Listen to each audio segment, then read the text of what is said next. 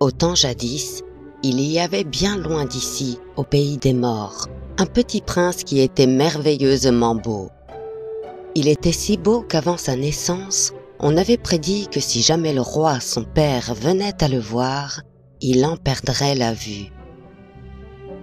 Le monarque qui tenait à ses yeux fit élever son fils au fond d'un vieux château, dans un lieu désert.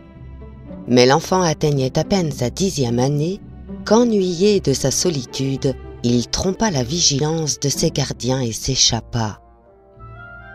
Il fut recueilli par un de ces campénaires qui promènent leurs baudets aux 4 coins du monde en criant « Marchand de blanc sable » ou « À cerise pour du vieux fer ». Ce campénaire avait une dévotion particulière à Saint-Martin. Il donna au petit prince le nom du patron des francs buveurs et l'emmena partout avec lui. Il voyagea encore quelques années de ce côté, après quoi il fut pris du désir de revenir au pays de la bonne bière et des grandes pintes. Ce n'était point l'affaire du jeune Martin. Le gars trouvait notre ciel trop gris.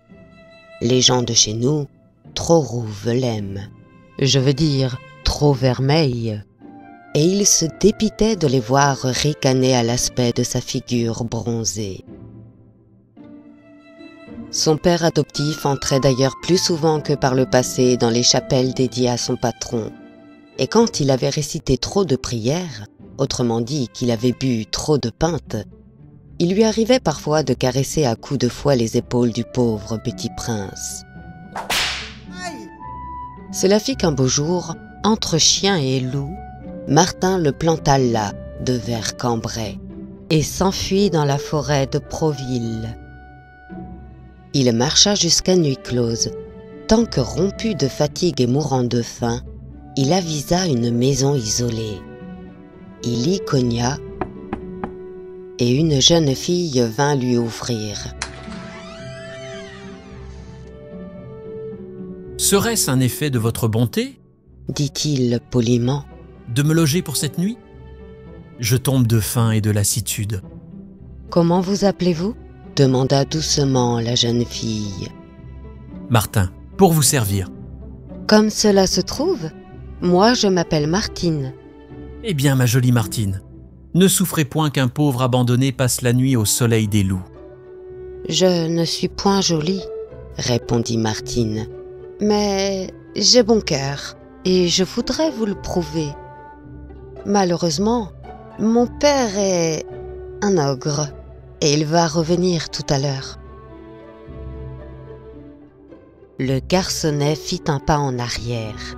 Martine ajouta vivement « Ben entrez toujours, ma mère est charitable et nous verrons à vous cacher. » Martin avait une telle fringale qu'il jugea que le plus pressé était de satisfaire son appétit, quitte à risquer plus tard d'assouvir celui de son hôte.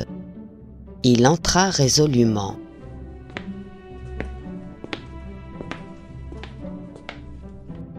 La mère de Martine l'accueillit fort bien, lui donna à souper et lui fit raconter son histoire. Il finissait à peine son récit qu'on entendit heurter violemment à lui.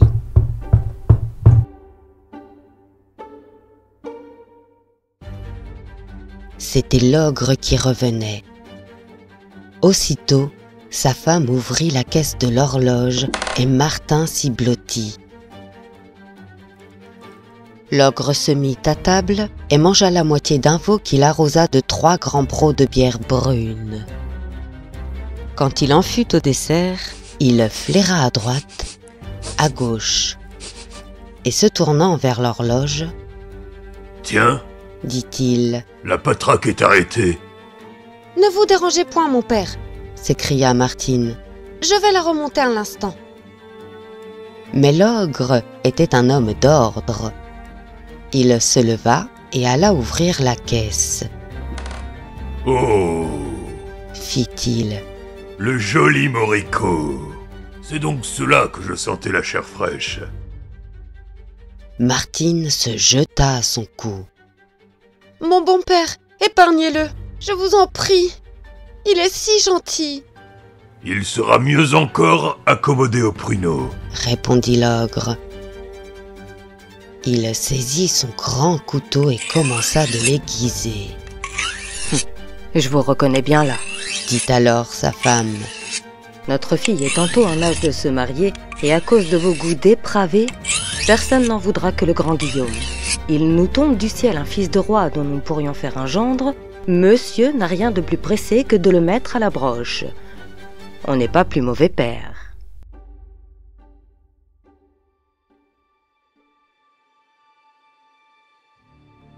L'ogre, qui au fond n'était point un méchant homme, fut sensible à ce reproche. D'ailleurs, la perspective d'avoir un prince pour gendre lui souriait fort. « Ah, c'est le fils d'un roi, dit-il. Eh bien, s'il s'engage à épouser Martine, je consens m'en passer, bien qu'il semble déjà tout rissolé. » Martin n'avait nullement envie de se marier. Il regarda Martine. La pauvre fille n'était point belle, mais sa figure exprimait tant de bonté qu'elle vous gagnait le cœur.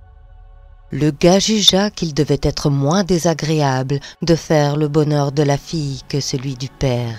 « Je l'épouserai, » dit-il, et le visage de Martine rayonna. Le jeune prince lui avait plu tout de suite, et elle détestait profondément le grand Guillaume, un vieux célibataire qui la recherchait à cause de sa dot. Mais l'ogre était pétri d'amour-propre. Il trouva la réponse bien froide et que le prince avait été long à se décider. « Ce n'est pas tout de dire « je l'épouserai », reprit-il. « Il faut voir si tu es digne de posséder un beau-père tel que moi. Qu'est-ce que tu sais faire ?» Martin fut fort embarrassé. Il ne savait rien faire du tout, et à ce point de vue, le campagnard l'avait véritablement élevé comme un prince. Il résolut de payer d'audace et répondit bravement. « Commandez, j'obéirai. » « Eh bien, demain au petit jour, nous irons dans la forêt, et tu m'abattras sans m'encoder de bois. En attendant, va te coucher. Dors bien, et ne fais pas de mauvais rêves. »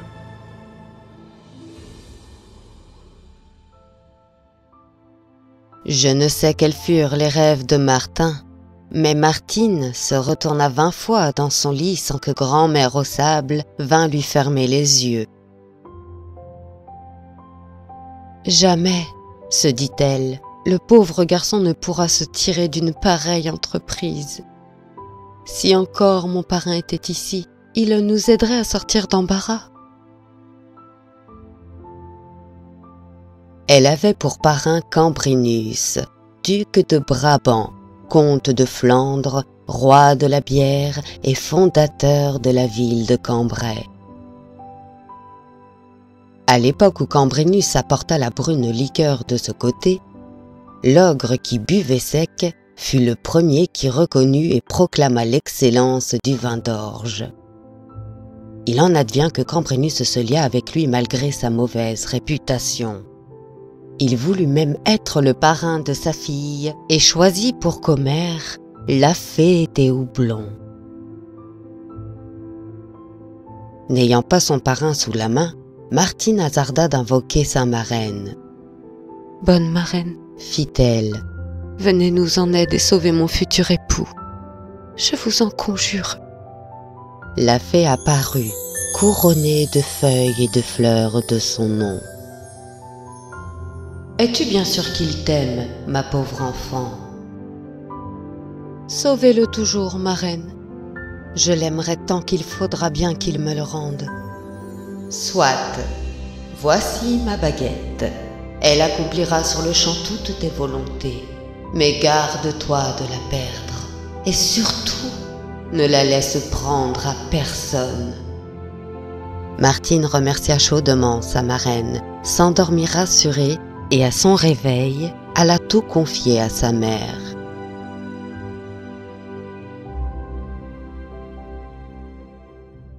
Le lendemain, l'ogre conduisit Martin devant un épais fourré, à 100 pas de la maison, et l'armant d'une cognée. « À l'œuvre, mon gars !»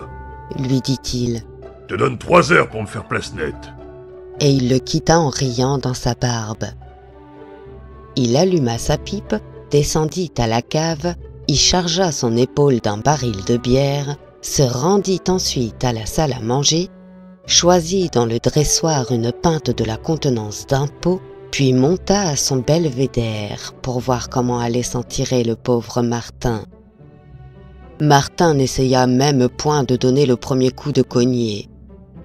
Il songeait à s'enfuir quand Martine vint le rejoindre, se glissant d'arbre en arbre.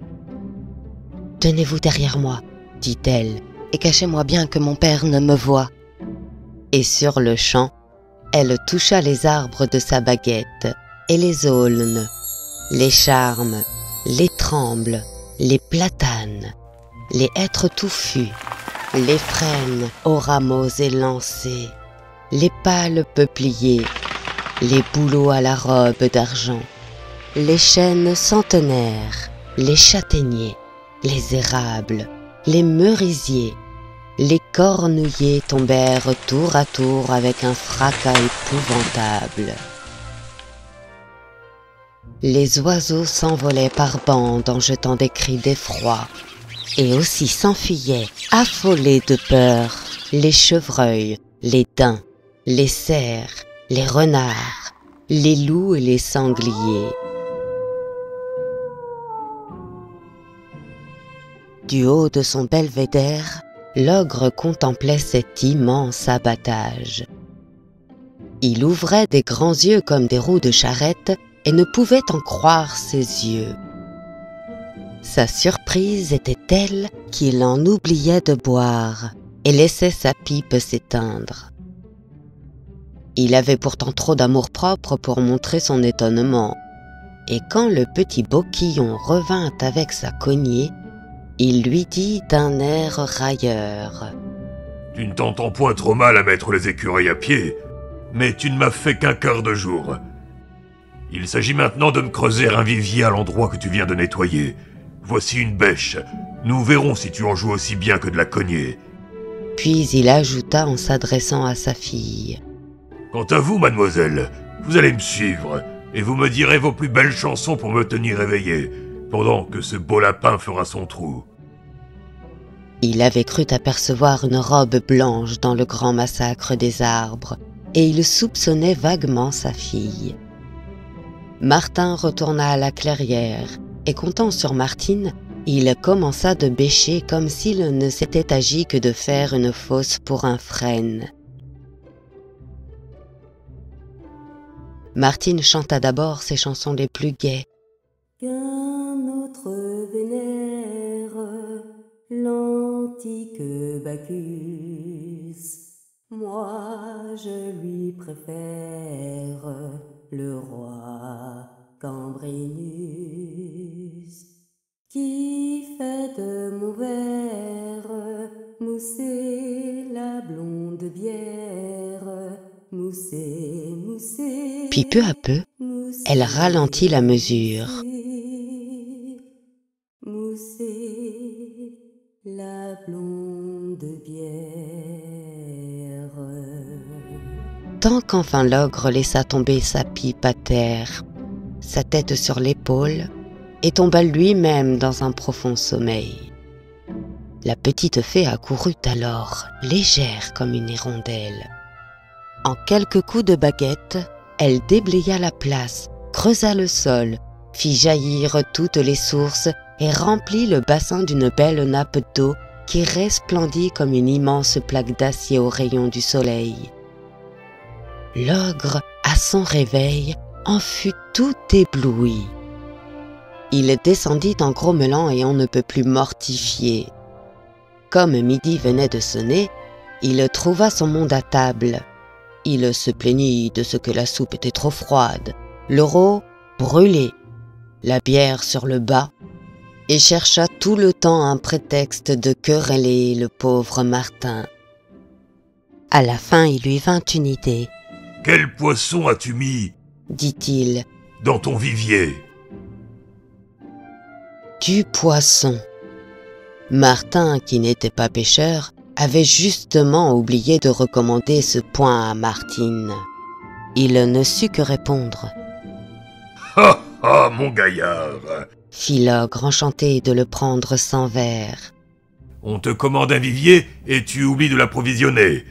Tu es tout juste aussi malin qu'une marmotte, toi. » Il va réparer sa faute, dit Martine. « Qu'on porte mon café et ma bouteille de brandevin au belvédère. Nous allons voir ça. » Et l'ogre y monta en se frottant les mains. Sa fille l'y suivit, et c'est à peine si cette fois elle eut besoin de dire une seule chanson. Son père s'endormait régulièrement après le dîner. Il ne tarda pas à ronfler.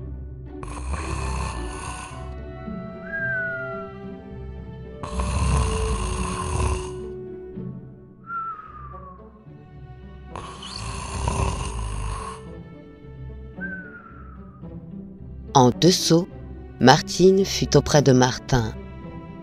Il lui fallut plus de temps pour peupler le vivier. On comprend que c'est moins facile, même pour la baguette d'une fée, de créer des poissons que de couper des arbres ou de fouir la terre. Longtemps elle battit l'eau sans faire éclore le moindre barbillon.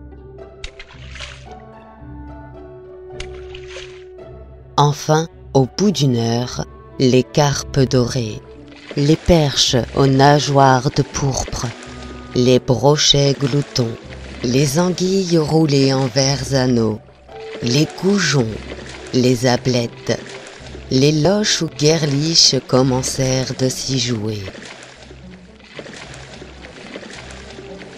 Martin s'oubliait à les regarder, et Martine à regarder Martin, quand tout à coup, « Ah, je vous y prends, coquin !» cria une voix formidable, la voix de l'ogre qui était arrivé à pas de loup. Il les saisit chacun par une oreille et les ramena à la maison. « Donne-moi mon couteau, dit-il à sa femme. que j'habille tout de suite ce jeune coq d'Inde. » Sa femme vit qu'il ne fallait point le heurter de front. « Vous feriez bien mieux, répondit-elle, d'attendre jusqu'à demain. C'est dimanche la ducasse et nous avons à dîner 2 ogres de vos amis. On n'a pas tous les jours un prince à se mettre sous la dent. » Au fait, ce sera vraiment ce qui s'appelle un morceau de roi. Et il le serra dans son garde-manger. Je veux dire qu'il enferma Martin dans une chambre tout au haut de la maison. Le soir après le souper, Martine, comme d'habitude, resta la dernière pour couvrir le feu. Elle prit son rouet, le plaça dans le cendrier et le touchant de sa baguette. « Rouet, rouet, dit-elle, mon joli rouet, quand on m'appellera, n'oublie point de répondre pour moi. » Elle posa en outre sa quenouille sur la première marche de l'escalier, monta à sa chambre, mit son fuseau sur son lit et leur dit la même recommandation, après quoi elle fut à la chambre du jeune prince. Elle toucha la porte de sa baguette et la porte s'ouvrit sur le champ. « Je viens vous sauver, dit-elle à Martin, mais il est nécessaire que nous nous évacuions ensemble. Vous ne sauriez sans moi échapper à mon père. » Elle le prit par la main et tous deux s'enfuirent de la maison. Un peu après l'heure du couvre-feu, l'ogre s'éveilla et voulant s'assurer que sa fille était dans son lit, il cria « Martine! Martine !» « Voilà, mon père, » répondit le rouet. « Je couvre le feu, je vais me coucher. » 1 heure plus tard, il s'éveilla de nouveau et cria « Martine! Martine !» « Voilà, mon père, » répondit la quenouille. « Je monte l'escalier. » L'heure d'ensuite, il s'éveilla encore une fois. « Martine! Martine !» « Je suis dans mon lit. Je dors. Bonne nuit. » répondit le fuseau. « Tout va bien, » se dit l'ogre. « Nous pouvons dormir sur nos 2 oreilles. » Et il ronfla comme un orgue.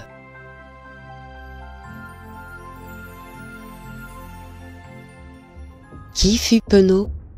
Ce fut le mangeur d'enfants lorsqu'il vit le lendemain matin que sa fille avait pris la poudre d'escampette avec le morceau de roi qu'il destinait à sa table.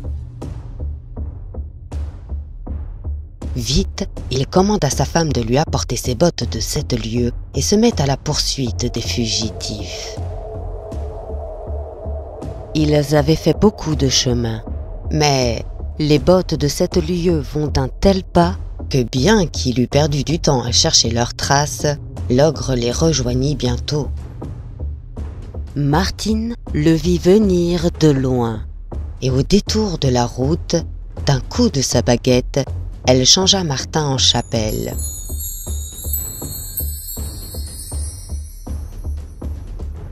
Elle-même revêtit la figure d'une de ses fillettes, qui, aux fêtes carillonnées, dressent de petits autels au coin des rues et poursuivent les gens à plateau à la main en criant « Pour l'autel de la Vierge! Pour l'autel de la Vierge !» « Tu n'as pas vu passer un jeune garçon et une jeune fille ?» interrogea le voyageur. « Pour l'autel de la Vierge! Pour l'autel de la Vierge !» fit la fillette. « Je te demande si tu as vu passer un jeune gars et une jeune fille !»« Pour l'autel de la Vierge!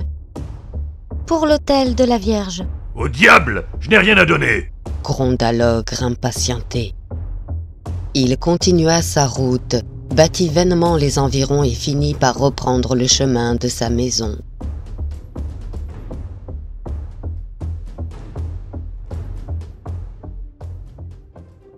Sa femme, qui s'attendait à le voir revenir bredouille, ne fut point fâchée de se moquer de lui un brin. « Tu ne les as point rencontrés ?» lui demanda-t-elle. J'avais bien cru les apercevoir, mais ils ont disparu au tournant d'une route. Et je n'ai plus trouvé qu'une chapelle où une garcette m'a demandé l'aumône. Que tu es bête, mon homme. Et parbleu. La chapelle, c'était le petit prince. Et la fillette était ta fille. J'y retourne, s'écria l'ogre. Et si je les attrape, je jure Dieu que je fricasse l'un et que je marie l'autre au grand Guillaume. Ce ne sera pas la moins punie des deux. Il repartit et ne revit point la chapelle. Mais plus loin, il rencontra un magnifique rosier qui portait une belle rose blanche. Il se baissait pour l'accueillir et la rapporter à sa ménagère quand il réfléchit que la fleur aurait le temps de se faner et que mieux valait la prendre en repassant. Il voyagea longtemps sans découvrir les fugitifs. Enfin, las de courir, il revint sur ses pas et ne pensa plus à la rose. Il ne s'en souvint qu'en contant la chose à sa moitié. « C'est trop fort, dit-elle en lui riant au nez. « Quoi? Tu n'étais point avisé que le rosier c'était Martin et que la rose était Martine ?» « Je les attraperai, fit l'ogre. Quand je devrais arracher tous les rosiers à 100 lieues de la ronde. »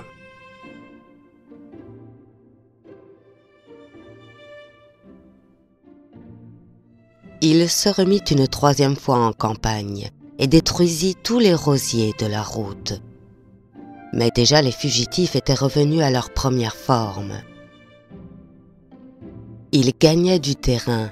Pourtant, leur persécuteur arriva presque aussi vite qu'eux au bord d'un grand lac.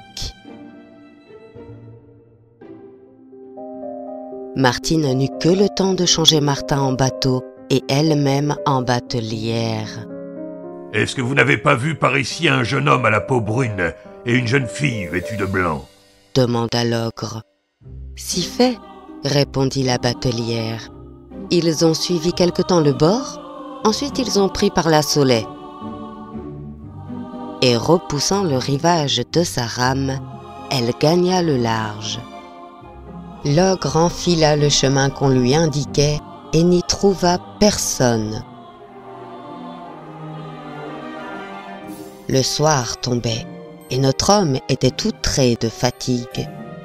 Il retourna chez lui par Cambrai et s'arrêta au Grand Saint-Hubert pour boire une pinte et jouer une partie de cartes avec son compère Cambrinus. On a beau être père, on n'en est pas moins homme. Et un homme rangé ne se couche point sans avoir vidé sa demi-douzaine de canettes. L'ogre en buvait 40, c'était son ordinaire. En trinquant, il conta sa mésaventure à son compère, qui le consola de son mieux. « Ne te fais pas de bile, lui dit-il. Ma filleule ramènera un jour ou l'autre son petit prince par le bout du nez. Tu crois? Parbleu, c'est ta faute aussi. Pourquoi as-tu la mauvaise habitude de manger les moutards? Sans ce malheureux défaut, il y a longtemps que je t'aurais fait une proposition. Laquelle? Voici Fieux. Ma bonne ville de Cambrai est en pleine prospérité et peut se passer de mes services. J'ai donné aux Camberlots la bière et le carillon. Rien ne manque à leur félicité et c'est pourquoi j'ai envie d'aller planter mes choux à Fresnes, mon pays natal. Pour l'or, il me faudrait ici un brave homme qui pût me remplacer en qualité de bourgmestre. L'ogre avait toujours rêvé les honneurs.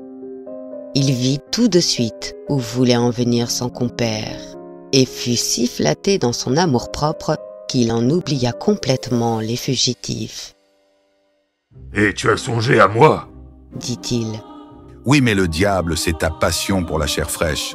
On n'osera plus se marier, et cela nuira à la population. »« Qu'à cela ne tienne, Fieux. Je m'engagerai s'il le faut à respecter la marmaille. »« Ta parole ? » ?»« J'en crache mon filet !» s'écria l'ogre en se pinçant sous le menton, ce qui est, pour les gens de chez nous, le serment le plus solennel. « Eh bien, top là !» fit Cambrinus. « Viens manger la soupe dimanche prochain. J'invite les notables et je t'installe entre la poire et le fromage. »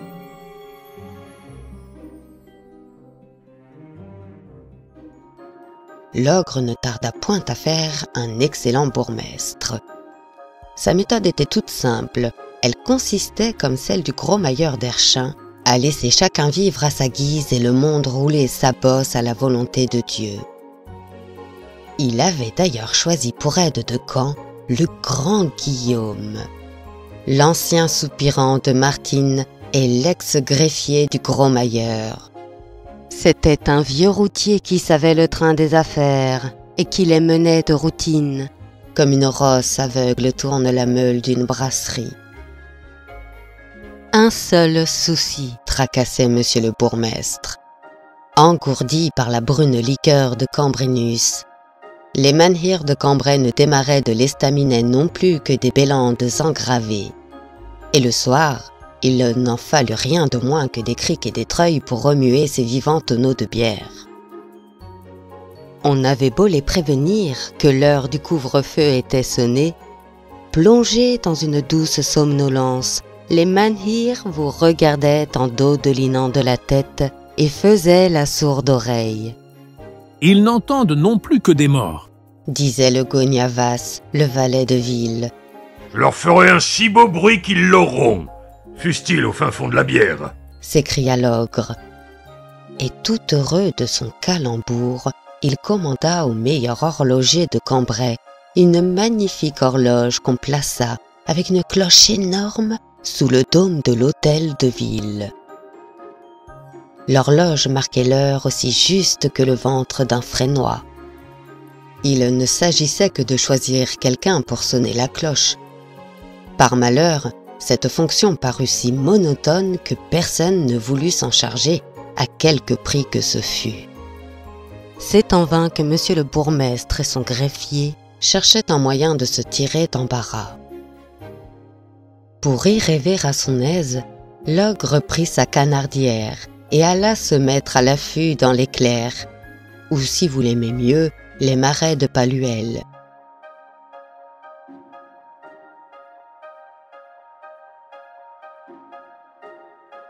Caché par une immense futaie entourée de roseaux, il était là depuis 3 heures, la gibecière aussi vide que la cervelle.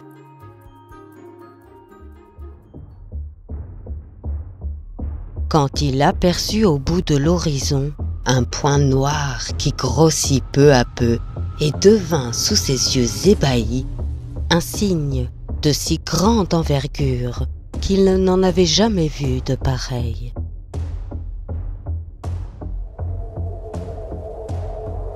La tête sous son tonneau, il attendit le gibier.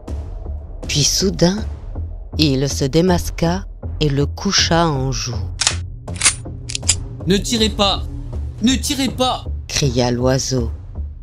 L'ogre, au comble de la surprise, laissa retomber son arme. Il avait bien entendu dire que les cygnes chantaient à l'article de la mort, mais personne à sa connaissance ne les avait jamais ouï parler. Il reconnut enfin sur le dos du cygne devinez qui, sa fille elle-même. La robe blanche de Martine se confondait avec les blanches ailes, et c'est pourquoi l'ogre ne les avait point distinguées tout d'abord.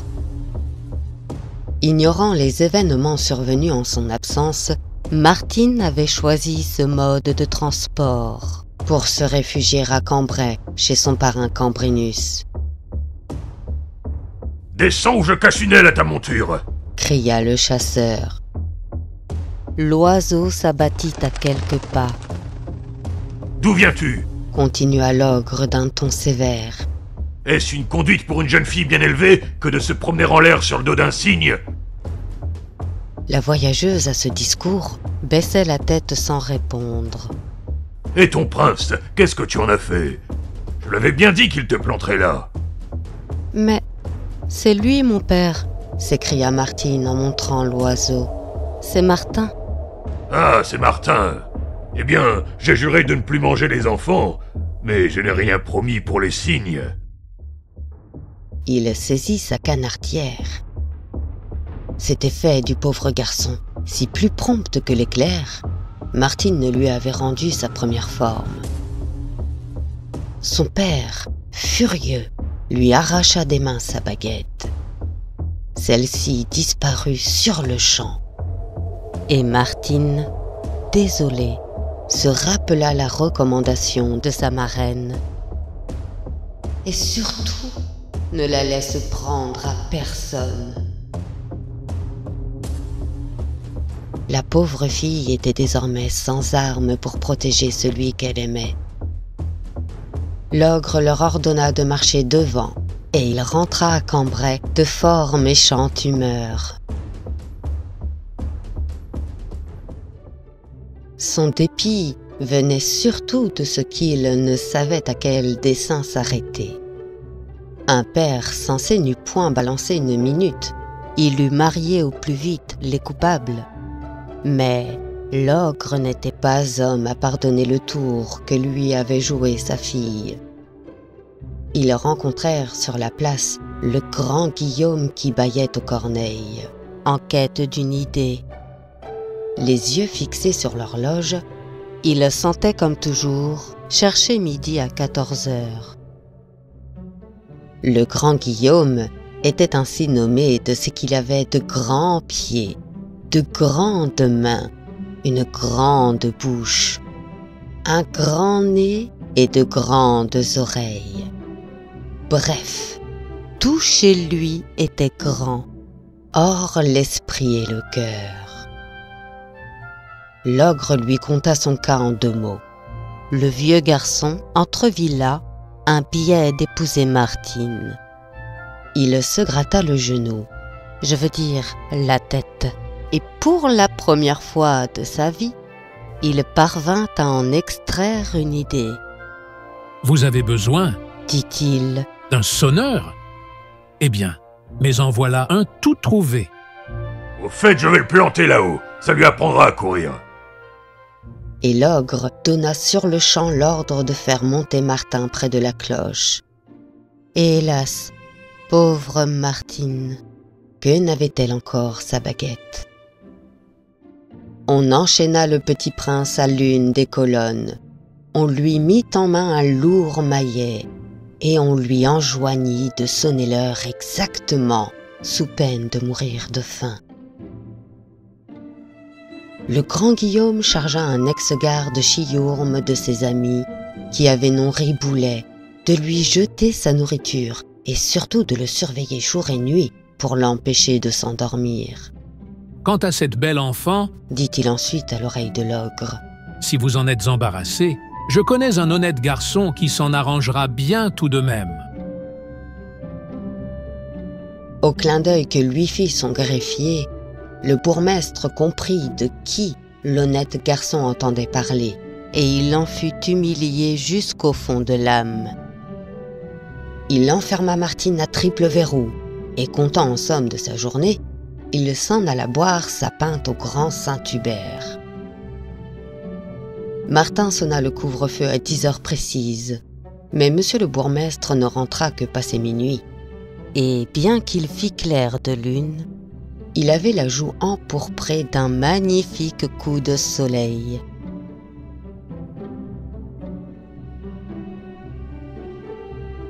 Le lendemain, il s'éveilla fort tard et fut visiter la prisonnière. Il trouva la cage ouverte et l'oiseau envolé. Il demanda à sa femme ce qu'était devenue sa fille. « Est-ce que vous me l'avez donnée à garder ?» répondit celle-ci en haussant les épaules. Il se douta que la mère et la fille étaient de connivence, mais comme il n'aimait point les querelles de ménage, il ne souffla mot et sortit pour dissiper sa colère. En traversant la place, il avisa une foule de gens qui se tenaient le bec en l'air et les yeux fixés sur l'horloge. Il leva le nez comme les autres, et que vit-il? Martine auprès de Martin. Il fut pris d'un terrible accès de fureur. S'il avait eu sa canardière sous la main, nul doute qu'il n'eût descendu sa fille comme une sarcelle. Quand il put recouvrer la parole, il s'écria « Puisque la coquine se trouve bien là, qu'elle y reste !» Et, sans vouloir entendre à rien, il commanda qu'on l'enchaînât de l'autre côté de la cloche.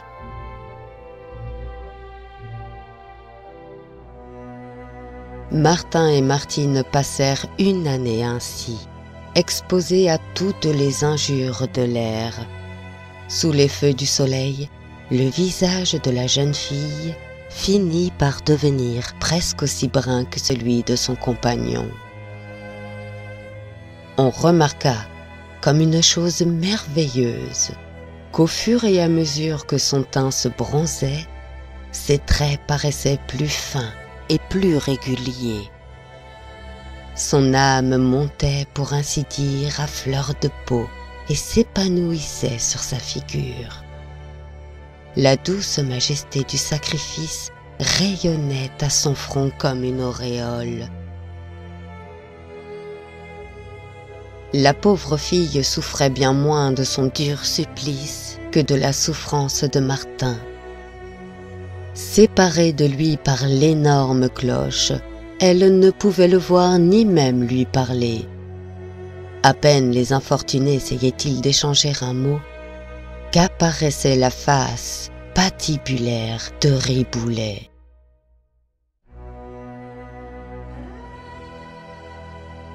Le dévouement de Martine avait profondément touché le jeune prince, et maintenant, il l'aimait autant qu'il en était aimé. Peut-être aussi leur éternelle séparation y entrait-elle pour quelque chose. Les menhirs de Cambrai contemplaient les deux victimes en fumant leur pipe, et bien qu'épaissis par la bière, ils se sentaient émus de pitié et ne pouvaient s'empêcher de les plaindre. Ils tentaient même quelquefois d'implorer la grâce des coupables, mais monsieur le bourgmestre répondait invariablement par ces mots que lui avait soufflé son greffier.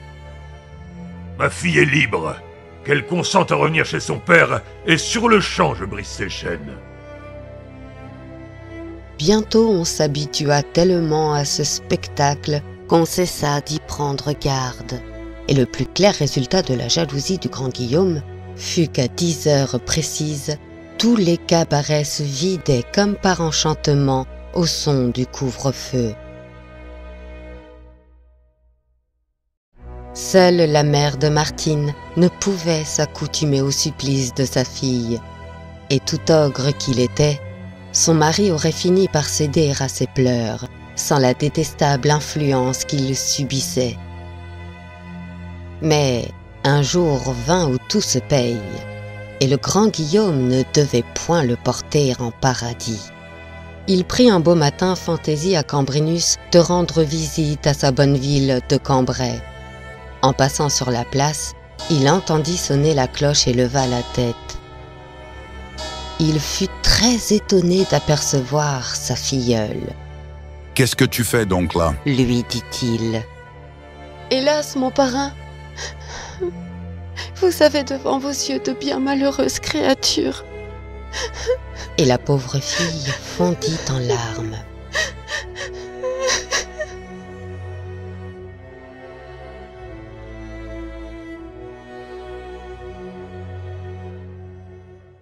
Connaissant pour les avoir éprouvés les tourments de l'amour, il alla sur-le-champ trouver son ami. « Est-ce que tu perds la boule ?» lui dit-il. « De donner ainsi ta fille en spectacle, puisque ces enfants s'aiment tout de bon, que ne les maries-tu plutôt que de les faire mourir à petit feu ?» « Tu vas déranger toutes nos habitudes. » finit par dire le bourgmestre. « Ils sonnent si bien la cloche. C'est seulement depuis qu'ils sont là que je peux avoir la paix et tout le monde couché à 10 heures. » « Si c'est là que le bas te blesse, répondit Cambrinus, rappelle-toi que le roi de la bière est aussi l'inventeur du carillon. Je me fais fort de te fabriquer 2 sonneurs mécaniques qui ressembleront comme 2 gouttes d'encre à ces pauvres martyrs. Que le couvre-feu soit sonné par Jacques ou Martin. Que t'importe, pourvu que tes Jacques Marle sonnent exactement. » « Mais que dira le grand Guillaume ?»« Qui ça? Ton grand Nick Doul de greffier? Ça, il n'en a que trop dit, et d'ailleurs, il radote. Le mailleur d'Erchin l'avait bien jugé. Décidément, il n'est plus bon qu'à mettre aux vieux hommes. » Et il mit aux vieux hommes le grand Guillaume et son ami Riboulet. Ils y sont toujours.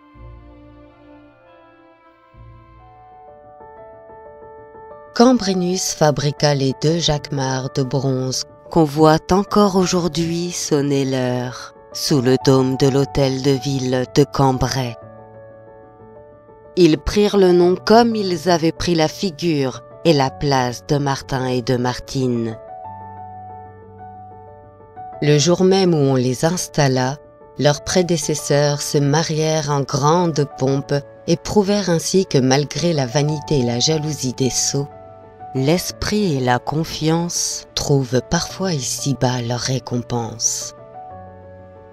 On fit un superbe festin que présidèrent le roi de la bière et la fée des houblons. En souvenir de son ancien métier, Martin y invita les campénaires de Quévaucan, Grand-Glise, Stembruge et autres lieux. Ils y furent tous à baudets et superbement culottés de velours vers bouteilles. Les gens de Cambrai racontent d'une autre façon l'histoire de Martin et de Martine. Cela vient de ce que les Cambraisiens sont férus du cerveau et qu'ils ont perdu la mémoire du passé. Et c'est pourquoi on dit en commun proverbe que tous les camberlots ont reçu de Martin un coup de marteau.